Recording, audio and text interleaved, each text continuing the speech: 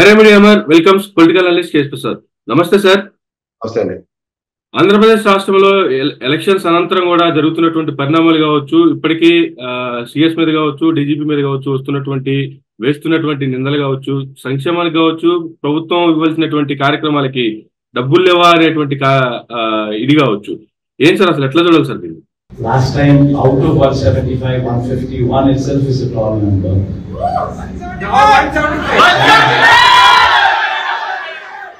Someone told me 22 out of 25 itself is a tall number. This time, we're going to beat that record.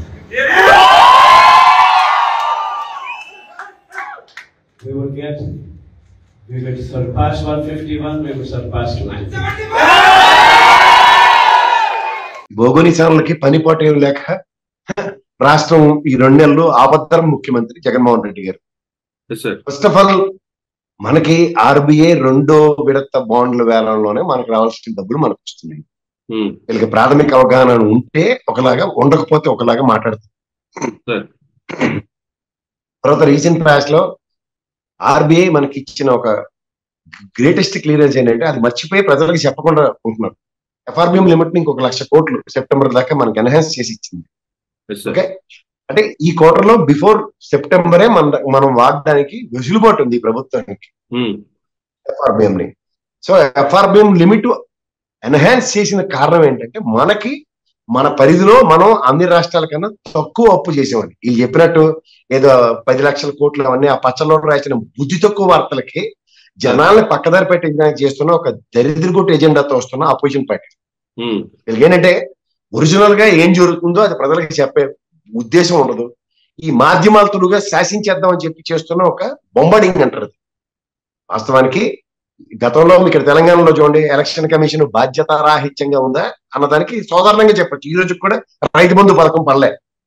కానీ ఆంధ్రప్రదేశ్ రాష్ట్రంలో ఇవాళ ఈ tenure లో రేపు పొద్దున్న దీని లోపున గ్యారంటీగా డబ్బులు వేయడానికి చీఫ్ సెక్రటరీ వాళ్ళు ఢిల్లీ వెళ్తున్నారు. చీఫ్ సెక్రటరీ డీజీపీ ఏముంది, వాళ్ళు లిమిట్స్ క్లాష్ చేసుకుని తెచ్చారు అనుకోండి, it's a matter of fact. ఎందుకంటే మనకి జరుగుతున్న పరిణామాలు ఏ విధంగా జరుగుతున్నాయో అందరికీ తెలుసు.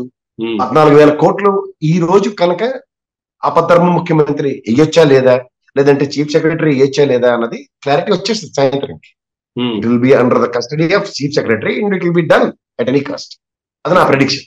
ఎందుకంటే ఈ రోజు దాకా జరుగుతున్న సంక్షేమాన్ని కానీ స్కెడ్యూల్ క్యాలెండర్ ప్రకారం వచ్చి జరుగుతున్నాయి. ముఖ్యంగా అమ్మఒడి కానీ, నెక్స్ట్ ఈ విద్యా కానుక అవన్నీ మే జూన్ జూలైలోనే అకాడమిక్ స్టార్ట్ అవుతాయి. కాబట్టి దానికి అనుసంధానించి గతంలో కూడా ఈ అమ్మఒడి కార్యక్రమాలు ఇవన్నీ from the last 4 years track record కనుక చూస్తే ఇట్లాగే జరుగుతుంది. అండ్ దీనికి అడిషనల్ గా ఏముంది, ఇన్పుట్ సబ్సిడీ ఒకటి ఉంది రైతులకి. అది కూడా ఫ్రమ్ ద లాస్ట్ 4 years బట్టి ఏ పీరియాడికల్ గా ఇస్తారో అందరికి తెలిసిన విషయం. ఇటు వచ్చి ఎలక్షన్స్ ముందు పడకుండా ఆపిన ఎలక్షన్ కమిషన్ బాధ్యత ఎంతవరకు ఉంటుందో అంతా చూసుకోండి. ఫస్ట్ ఆఫ్ ఆల్ ప్రజలకు తెలుసుకోగలిగితే వీళ్ళు కేవలం నిలువరించడానికి మాత్రమే, ఎందుకంటే ఆ మొనాటమీని బ్రేక్ చేసి ఏదో ఎలక్షన్స్ కి అది ఆపాదించబడుతుందన్న ఒక భ్రమను క్రియేట్ చేసి నడిపించారు వ్యవస్థలతో మేనేజ్ చేసిన ఈ అపోజిషన్ పార్టీలు. చూద్దాం సక్సెస్ రేషియో ఎంత ఉంటుంది. ఇవాళ రేపట్లో దాని మీద డెసిషన్ కనుక చీఫ్ సెక్రటరీ తీసుకున్నారు అనుకోండి, then it will be a cake walk for YSRCP. ఎందుకంటే ఈ రోజు దాకా తీసుకున్న నవరత్నాలకి 5 సంవత్సరాల టెన్యూర్ బాధ్యత నిర్వర్తించినట్టే క్రెడిబిలిటీ వస్తుంది. ఎందుకంటే విశ్వసనీయతకి చేసిన ఆయన ఎలక్షన్స్ కాబట్టి. ఆపద్ధర్మ ముఖ్యమంత్రికి ఎక్కడ లేని అవరోధం ఆయనే చూడండి, లాస్ట్ మీటింగ్ లో చెప్పాడు, 3 నెలల పాటు నిలువరించిన ఒక ముఖ్యమంత్రి తన పని చేసుకోనివ్వకుండా ఏం చేసేది మనం చూసాం. ఎందుకంటే ప్రజా రంజక పాలన, ప్రజల కోసం ప్రజలకు ఏం చేద్దాం అని తాపత్రయపడే ఒక ముఖ్యమంత్రులు చాలా రేరుగా అరుదుగా దొరికే మొక్కల్లో దొరుకుతాయి. అలాంటి ఆ మొక్కల్ని మనం పరిరక్షించుకోవాలి. ఎందుకంటే ఇది నిరంతర ప్రక్రియ కూడా అవరోధాలు క్రియేట్ చేసే అంత స్థాయిలు తెచ్చుకుంటూ, ఎందుకంటే వ్యవస్థలను మేనేజ్ చేసుకుంటూ నడిపించిన ఉదంతంలో ఈ గతంలో చెప్పినాం, ఎక్కడెక్కడైతే ఎస్పీలు మార్చారో అక్కడ గలాబాలు ఎలా జరిగాయి చూడండి. ఇవాళకి కూడా ఎలక్షన్ కమిషన్ దాన్ని నిలువరించలేకపోతుంది. ఎందుకు నిలువరించలేకపోతుందంటే వాళ్ళ ఎజెండా చాలా దృఢమైంది. ఏంటంటే రక్తపాతాలు సృష్టించి భయాందోళనకు ప్రజలను గురిచారు. ఎప్పుడైతే ఉమెన్ ఓటింగ్ టర్న్అవుట్ ఆ విధంగా ఉందో వాళ్ళకి అది డైజెస్ట్ కావట్లేదు. అందుకని చూడండి, ఇప్పుడు కొత్తగా ఏంటి కూటమికి హైయెస్ట్ నెంబర్ ఆఫ్ సీట్లు వచ్చారు. గతంలో 45 రోజులు ఈ నిడివిలో రిజల్ట్స్ వచ్చాయి. అప్పుడు ఇంతకన్నా భూమి ఆకాశ ఏకం చేస్తారు. దాంతో కంపేర్ చేస్తారు. మొత్తం వెళ్ళినప్పుడైతే ఎందుకో పనికిరాడు ఆ బొద్ద వెంకట తొడగొట్టేస్తాడు నువ్వు అంటే అప్పుడు జ్ఞాపకంతో లేదు. ఇప్పుడు ఏడే తిరిగితనంతో సస్తున్నారు. ఈ సోషల్ మీడియా చూడండి, ఊగిపోయి చచ్చిపోయారు నిన్న దాకా. ఎక్కడ చచ్చారు? భయం. ఎందుకంటే క్లియర్ గా నిజం ఏంటో వాళ్ళకి తెలుసు. ఎందుకు వచ్చిన తలకాయ నొప్పని ఎవడు మట్టుగా సర్దుకుంటూ ఈ భగవనీ ఛానల్ కంటే ఇక్కడ నలుగురు కూర్చున్నారు కదా పనికిమాల వాళ్ళు, వీళ్ళు చేస్తున్న ఒక లంపటం రాజకీయం ఏంటంటే ఇంకొంచెం ప్రొవకేషన్ అన్నమాట. ఏదైనా మిగిలిన ఉన్న దగ్గర ఏమీ జరగదు. ఇవన్నీ అలా రెడ్ బుక్ లో రాయడం కదా, ఎవరి బుక్ లో రాసుకుని రెడీగా ఉన్నారు. ఎక్కడ ఎందుకు ఎలా అన్నది అందరికి అడ్రస్ అవుతున్నట్టు. కానీ ఫైనాన్సెస్ విషయంలో మాత్రం క్లియర్ గా తెలిసి కూడా బొంబాటు చేస్తారు చూడండి. ఇది వీళ్ళ గొప్పతనం. ఎందుకంటే ఇన్నాళ్ళు మన నిడివిలో ఒక ఎఫ్ఆర్బిఎం లిమిట్ గతంలో యనమల రామకృష్ణ చూడండి 100 కోట్లు నేను ఇచ్చాను. 100 కోట్లు మీరు ఇస్తే రోజుకి 350 నుంచి 370 కోట్లు రాష్ట్ర ఖజానాకి అగ్రిగేట్ వస్తాయి. ఈ ప్రాథమిక అవగాహన కూడా లేకుండా ఈ రాష్ట్రం ఈ ప్రభుత్వం నడిపించలేదు. యాజ్ ఇఫ్ చంద్రబాబు నాయుడు యనమల రామకృష్ణ ఇద్దరే కూర్చొని నడిపించగలరు, ఇంకా ప్రపంచంలో ఎవరు నడిపించలేరు అన్నమాట. ఇలా ఒక పిక్చరైజేషన్ చేసి ఈ పోర్ట్రైజేషన్ లో ప్రజల్ని ఉండమని ఒక ఫాల్స్ ఇల్యూజన్స్ క్రియేట్ చేసి కూర్చున్నారు. ఫాల్స్ ఇల్యూజన్స్ సారాంశం ఏంటి? ఈ ప్రభుత్వం 2,70,000 కోట్ల సంక్షేమం చేసి చరిత్ర తిరగరాసింది. ఇది ఎటుమాలో కనుక అర్థం కావట్లేదు. ఎందుకంటే నేను ఇన్నాళ్ళు ఇవన్నీ ఎందుకు చేయలేకపోయినా బాగా పశ్చాత్తాపం పడకుండా అట్లీస్ట్ ప్రజలకు ఎలా చెప్పాలి, మా మేనిఫెస్టో ఇది, ఈ జగన్మోహన్ రెడ్డి గారు ఇలాంటి సౌలభ్యం క్రియేట్ చేశారు కాబట్టి ఎస్ మేము కూడా ఈ సంక్షేమానికి ఎంత పెద్ద పీట వేయడానికి జగన్మోహన్ రెడ్డి గారు వెసులుబాటు ఇచ్చారండి. ఎందుకు అహంకారం, ఆ నిజం ఒప్పుకోవడానికి, నిజం ఒప్పుకోవడానికి అహంకారం. పైపచ్చు జాబ్ సృష్టించేస్తాం, బాబు వస్తే జాబ్ వస్తాం అబద్ధాలతో 2019 ఎలక్షన్కి వెళ్ళి మెట్టుకెళ్ళి అన్నారు. ఖచ్చితంగా చూసుకుంటే మీరు ఇప్పుడు గమనించండి, ఉపాధి కల్పన అన్న దగ్గర ఎంఎస్ఎంఈ యూనిట్లు కానీ ప్రైవేట్ సెక్టర్ ఎంప్లాయ్మెంట్ కానీ గవర్నమెంట్ సెక్టర్ లో డైరెక్ట్ రిక్రూట్మెంట్ ఎలా చేశారని ఇవన్నీ సాధారణంగా ప్రూవ్ అయిన తర్వాత ఇంకా ఇంకా మాట ఆ బాబాకరం ఉంటుంది చూడండి, అధికారమే పరమావధిగా చేసిన ఈ అపోజిషన్ పార్టీ బుర్ర తక్కువ ఎలక్షన్ నిర్ణయించడం, దానితో ఈ దైద్రగొడ్డ ఛానల్ చేస్తున్న అబద్ధాలు ఈ రోజు కూడా అబద్ధాలు ఆగట్లేదు. రాష్ట్ర ఖజానా మీద అలో లక్ష్మణ నేర్చుకుని కూర్చుంటున్నారు. నిజంగా 14,000 కోట్లు లేకపోవచ్చు, కానీ ఇన్ స్పాన్ ఆఫ్ 10 days లో 14,000 కోట్లు ఎంతసేపు వస్తాయి? అంతే కదా, రాష్ట్ర రెవెన్యూ ఆగదు కదా. అవును సార్, నేను మొదటి నుంచి చెప్తున్నా, ఎన్హాన్స్ చేసిన ఎఫ్ఆర్బిఎం లిమిట్ చూడండి, సెప్టెంబర్ లోపల ఎంత వాడొచ్చో తెలుసుకోండి.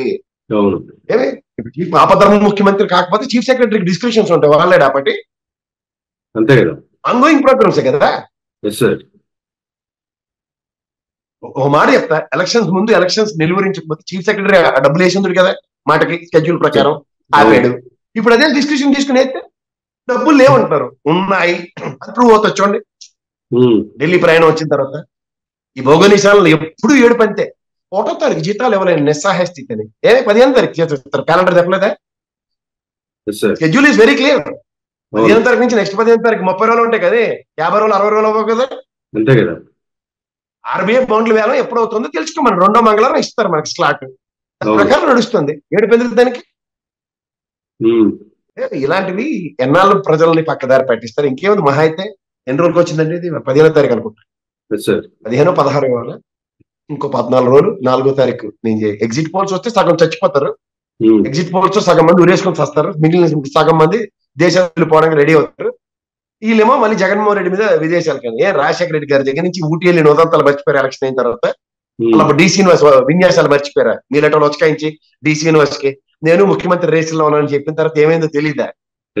అలా కూటమి కట్టినప్పుడు అప్పుడు జ్ఞాపకం ఉందా లేదా? 2009లో ఇలాగే మెటమెటలు ఆడిపోయారు కదా. ఇంకేంటి కూటమి వచ్చింది రాజశేఖర రెడ్డి గారు ఇదే అది అని. ఇలా కేసీఆర్ ఎలక్షన్ కూడా కాంగ్రెస్ మేము చెట్టపాటాలు వేసేసి ఏటి ఏందో చూపించారు కదా ఇక్కడ సినిమా, అంతకంత గెలిపించి చూపించారు కేసీఆర్ ఇక్కడ.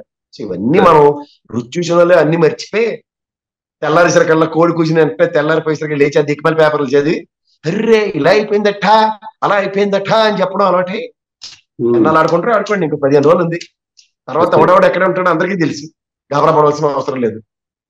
కానీ 15 రోజుల్లో కూడా విపరీతమైనటువంటి ప్రచారం అయితే చేస్తున్నారు సార్. అన్ని సర్వేలు వస్తున్నాయి, వచ్చిన సర్వేలన్నీ కూటమికే ఫేవర్ గా ఇస్తున్నాయి. ప్రతి దాంట్లోనూ 130 నుంచి 135 వరకు అన్ని కూటమికి ఇచ్చేస్తున్నాయని చెప్పి ఒక ప్రోపగండా అయితే ఒకటి చాలా బాగా క్రియేట్ చేస్తున్నారు కదా. చేయనండి సార్, ఏముందండి అలా ప్రశాంత్ కిషోర్ గారు ఉత్తర అని పందెం కూడా మేపుతున్నారు కదండి. పనికిమాల పనులే చేస్తారు, దిక్కుమాల సర్వేలు అండి. నేషనల్ సర్వేలు అన్ని ఊరుకుంటాయి రేపు బాగంటే 1వ తారీఖు మరి బాబంతకాలు ఉన్నాయి ఎవరికి సర్వేలు రిలీజ్ చేయడానికి. నేను ఆర్ఆర్ మస్తాన్ కోచింగ్ చెప్పినాడు కదా TV9 లో, ఏమన్నాడు? 1% స్వింగ్ గురించి చెప్పాడు. 1% స్వింగ్ అయితే నేను దాన్ని కన్సిడర్ చేయను అన్నాడు. గత ఎలక్షన్లు 22 స్థానాలు శాసించి అవును. 1% కి మిగిలినవి ఎప్పటి నుంచి డిమార్క్ చేసుకున్నాడో 23 స్థానాలకి ఎలాగా కాంకర్ చేద్దామని ఎలాంటి వాళ్ళని డిప్లాయ్ చేశారో క్లియర్ గా తెలుసు మనకి. అవినాష్ దేవినేని అవినాష్ కానీ అక్కడ కేకే రాజు గారు కానీ సాధారణంగా 300 470 690 కోట్లు ఖర్చు పెట్టారు ఆ నియోజకవర్గానికి. ఎలా ఉన్నాయి చూడండి. 23 డిమార్క్ చేసిన వాటి దగ్గర అక్కడ ఏ విధమైన అభివృద్ధి సంతరించుకుందో ప్రజలకి రుచి చూపించారు జగన్మోహన్ రెడ్డి. ఇది కడుపుమంట అంతే. ఎందుకంటే జగన్మోహన్ రెడ్డి అనే వ్యక్తి 5 సంవత్సరాల టెన్యూర్ లో అభివృద్ధి సంక్షేమానికి సమస్థాయిలో చేసిన తర్వాత గ్రామ స్థాయి నుంచి సంతరించుకున్న అభివృద్ధి కళ్ళారా చూశారు. చూసిన తర్వాత ఏమవుతుందంటే దే కాంట్ డైజెస్ట్ దట్. ఏదో పక్క బిల్డింగ్లు కట్టేసి హైటెక్ సిటీ ఒకటి కట్టేసిన అభివృద్ధి అని చెప్పి ఈ పకోడిగాలకి ఇది కాదురా పనికిమాల నా కొరకలరా అని చెప్పి అంత స్థాయికి తీసుకెళ్ళగలి. అది జగన్మోహన్ రెడ్డి. ఏంటంటే పనికిమాలకి ఏం చేస్తున్నారు అన్న దగ్గర ఊరికే తిట్టుకుంటూ కాలక్షేపం చేసుకుని వచ్చిన దగ్గర ఏం చేయాలో చేస్తారు. అందుకని కానీ ఎలక్షన్ అయిపోయి 3 రోజులు అవుతున్నా కూడా పల్నాడు, రాయలసీమ కొన్ని ప్రాంతాల్లో కూడా గొడవలు అయితే కంటిన్యూ అవుతూనే ఉన్నాయి. ఇన్ని గొడవలు జరుగుతున్నా మీరేం చేస్తున్నారు అంటూ డీజీపీ మీద, సిఎస్ మీద పడుతున్నారు తప్ప నిరోధించాల్సినటువంటి ఎలక్షన్ కమిషన్ ఎక్కడ నిరోధించే ప్రయత్నం చేయట్లేదు. సింపుల్ అండి. ఇప్పుడు అక్కడ పల్నాడు తీసుకున్నాం, పెన్నెల రామకృష్ణారెడ్డి 5 టర్ములు బట్టి ఆయన గెలిచినోడు. ఇప్పుడు ఎందుకు ఈ ఫ్రాక్షన్స్ వస్తున్నాయి? బ్రహ్మానంద రెడ్డి గారు రాబట్టి అతని బ్యాక్గ్రౌండ్ ఏంటి క్లియర్. వాళ్ళ అమ్మాయిల్లోనే ఏం చేసిన పనులు అందరికీ తెలుసు. ఆల్మోస్ట్ నగర బహిష్కరణ అలాంటి మళ్ళీ తెచ్చిన ఎత్తిమే పెట్టి ఈ దరిద్రానికి కారణం ఆడని ఐడెంటిఫై అయిన తర్వాత ఆయన వదిలేసి మొత్తం ఊర్లో విరుత్తం అల్లాన్ని పట్టుకుంటూ ఇల్లుని పట్టుకుంటూ ఏమవుతుంది? కల్ప్రిట్ అవడు మెయిన్ కాజ్ ఏది? దీని మీద వర్క్ చేయడం మానేశారు. వ్యవస్థతో మేనేజ్ చేయొచ్చు స్ట్రాటజీకి ఆప్ చేసుకుని కూర్చున్నాడు. That it self is clear.